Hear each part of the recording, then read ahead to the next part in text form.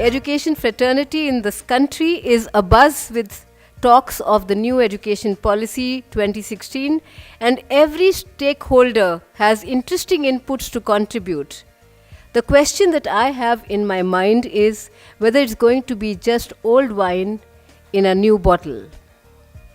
We're talking disruptive change here in the lives that we're living today. There are a new set of challenges to deal with, and when I wrote this, I never realized that we'll have some more. New business models are emerging which have never been contemplated before, never been demonstrated before. And so what we need today are innovative solutions to the questions that we ask. Most existing policies were developed 50 to 60 years ago, and we need a new set of policies for the 21st century. Is the draft new education policy cognizant of that? Or are we only tinkering with semantics? How does policy translate into practice? Can we think of practice influencing policy? Is there a conflict between the two? Can we perhaps go beyond the two questions and discuss how we can innovate and make change happen within the current policy constraints? Consider the creative tensions, the roadblocks, and the opportunities within the current policy context. At Podar, as practitioners, we have tried to focus on improving student learning outcomes and created our own specific milestones that have led us to success stories within the broad framework provided by policy. And I think that's how perhaps we need to look at policy as a broad framework. Whilst we know what we need to do in school improvement, the work has never been more complex. And being agile is about being able to respond and be flexible in the school improvement work. So in order to improve those outcomes for student learning, we actually need to focus on teacher learning and adult learning.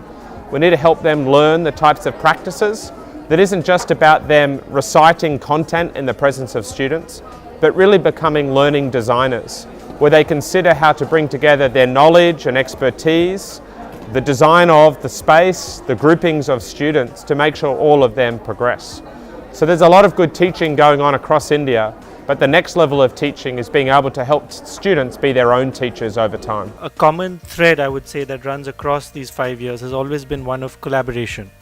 I think we could always use that as the macro theme of LSI, the reason we meet as a group every year, a platform that provides for people from school leaders, practitioners, NGOs, from the government side, to industry specialists who come here today to discuss education, to discuss macro level changes that we see today in education, and filtering all the way down to changes in the classroom through practitioners that actually affect the most important stakeholders we have, the students. You're trying to find that one solution through a resource or through a technology.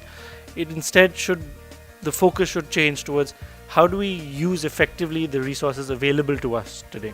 How do we share among us? Because just today, a large part of today, when you walk around, talk to one another, when we have small group activities, you'll realize that there are amazing ideas right here in this room. It's actually a failure on our part that we only meet once a year or once every 6 months in forums such as these that give us an opportunity to share those ideas among one another. And I would throw it back to the participants here today.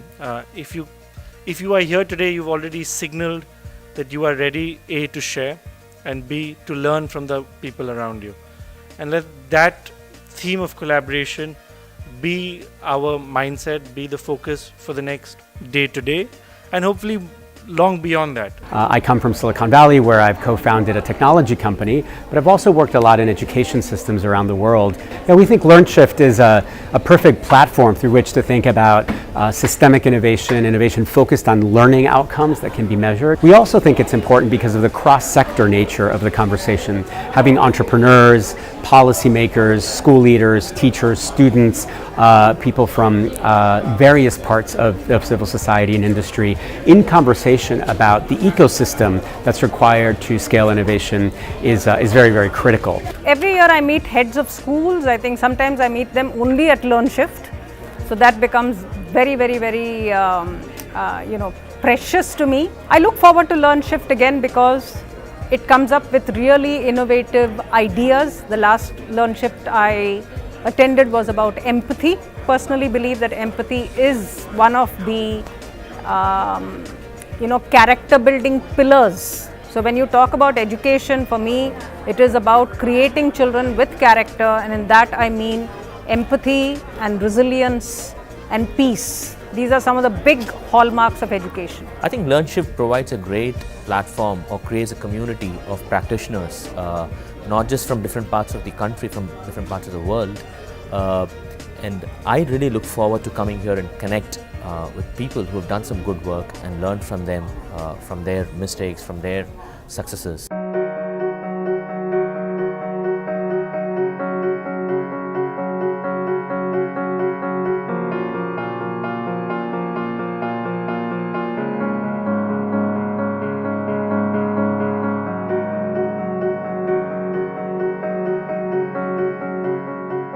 Today is not just to discuss our knowledge of policy and how much connection we have, but it's actually to keep focused on impact on learning outcomes. So if I'd frame two questions, one of them would be, throughout the day we're asking how might we actually exploit the current policy situation to improve student learning. It's our job not just to implement what we're told to do, but to look for opportunities as people obsessed with improving learning. So as we have the discussion today, it would be good to be asking, how can we make the best of, how can we be solution focused within the opportunities that are there?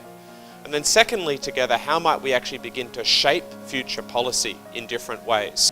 This gathering has prominence of teachers and students, and therefore I would start by saying as to what Indians believe, what is the niche of a teacher. And the saying is, Guru Gobind do khade, kake lagau pae, balihari Guru apno, Gobind diyo bataye. And that means that a person, he finds God and teacher both standing side by side on the same platform, and he's in a fix as to who should I admire first, and then he decides that I must admire my teacher first, because the knowledge about anything else was given to me by the teacher and not by the Govinda, that is God. So teacher is about God. People who have invested in this space over time have to make their voices heard, and and just by staying invested, it may not be the short answer or immediate solution to these things, but people who have earned credibility in that space over time are in fact today in conversations in rooms where we wouldn't be normally all these years. There is a beautiful reading available by Ayn Rand on how this entire idea of state capturing education. So as long as there is state engagement, there will always be some sort of politicization or the other. And that is where I as an individual is a great supporter, and what I say, as sometimes when I tweet, I'd say, liberate education. And what I mean is liberate from government. Until that happens, the politicization would continue. There's usually a 6% allocation of our national GDP for education, but they never spend that money. Year on year, they spend about 3.4 to 3.5% of our GDP. That means the money that's been set aside for education doesn't get actually utilized effectively. The word of capacity is the game. Unless you focus on capacity building, nothing happens. And capacity building means changing the day-to-day practices of a professional as she or he does their work. And policy doesn't touch that. And so where things have headed in the international policy literature is to say macro reform doesn't change the things that matter. But when macro reform is wrong, it gets in the way of things that matter. It can enabling, but it doesn't actually do any of the work. So we've got to stop asking policy to do things that policy cannot do. Policy is a platform. It's about micro reform, and that's why school leadership at the network level and at the school level is where the work of teacher development occurs. So one is how do we get better people in? It's a very long haul trying to change teacher training colleges. My country's been trying to do it for a long time. Others, the bureaucracy in there is very difficult.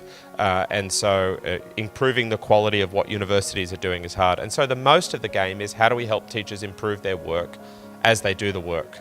Yeah. And the research on this is simple. You can't do it outside the classroom. And the further away it's from the classroom, the less likely it will work. And the research just says teachers should work as teams in disciplined inquiry. They have a problem, they go and do it, they reflect on impact, and they build capacity by doing the work.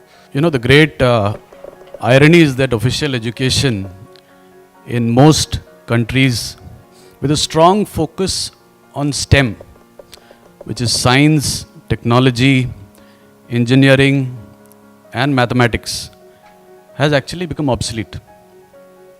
You know, liberal arts so-called, which was meant to belong to the free at one point in time, will become the platform for exponential thinking in the 21st century. We need board reforms. So now one of the reasons why you will expect children to write the answer that you want them to write is because you've got a board, you've got an examination, and there's an expectation that you must write a particular answer. So therefore, board reforms become very, very important, where there is latitude for the child to be able to opine, to be able to think, to defend his own thoughts and ideas. And I don't think this NEP has spoken enough about board reforms. And I think we need to just start realizing that most of the time the locus for change is close to us. Now there are things, board curriculum, board assessment, that might feel a little bit far away. But as we innovate with our schools, we can innovate new assessment designs, other things over time. So I think my view on policy is it can get in the way, but it can't solve our problems. We could spend a very long time trying to get a voice, and by the time we do, the government will change. We're much better off seeing ourselves as change agents, and I think as schools can see students not as, oh, student voice is lovely, students as agents of change. If learning isn't meeting what they need, then what are they going to do about it? How are they going to inform it? And I think that's where things are heading, and I'm convinced that students as agents of change is one of the best large-scale initiatives we can do.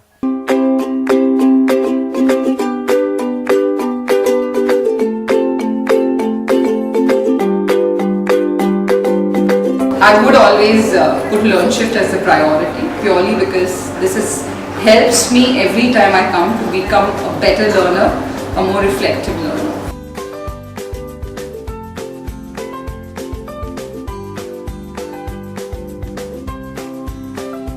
The session that we just went through the session, more collaborative, so we discussed a lot of ideas and we met across people and found solutions to our problems right within the dynamics of the group.